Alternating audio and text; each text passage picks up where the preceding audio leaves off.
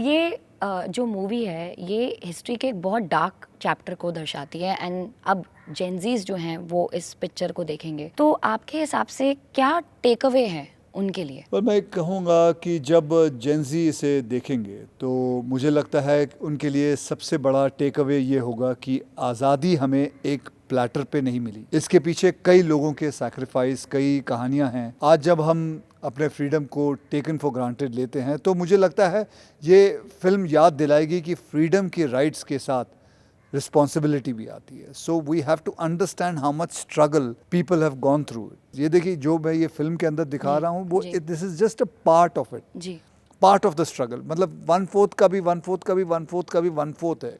There are so many people who have struggled to get our freedom. So that is what takeaway for Gen Z is going to be. Recently एक journalist ने आपसे question पूछा था जिसमें उन्होंने F word पर ज़्यादा focus किया पर एस वर्ड पर फोकस नहीं किया, जबकि उनका फोकस एस वर्ड पर ज़्यादा होना चाहिए था।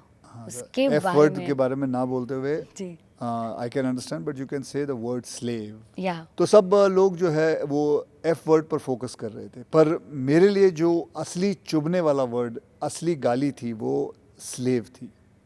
उस वर्ड में दर्द है, हिस्ट्री है और एक रिमाइंडर है कि आज़ादी हमें पहले भी कह चुका बहुत मुश्किल से मिली है। 200 साल अंग्रेज़ों ने हम पर राज किया, बहुत मुश्किल से मिली है। We have to understand it and value it. It is the one of the most important thing. Kesari 1 battle ground पे थी, केसरी 2 अब कोर्ट रूम में है, तो केसरी 1 में आप धूप में लड़ रहे थे, थोड़ा थक गए इसलिए अब कोर्ट रूम की तरफ शिफ्ट हो गए हैं? बिल्कुल नहीं, अभी आप अगर मेरे साथ रेस लगा लो तो देख लेते हैं कौन पहले आएगा। थका तो नहीं हूँ बिल्कुल भी।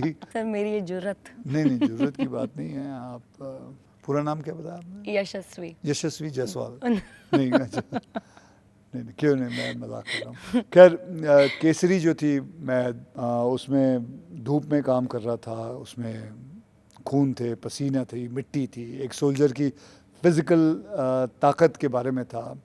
लेकिन केसरी जो है वो चैप्टर 2 में जो जंग कोर्ट रूम में है, इंसाफ है, सच्चाई के लिए है।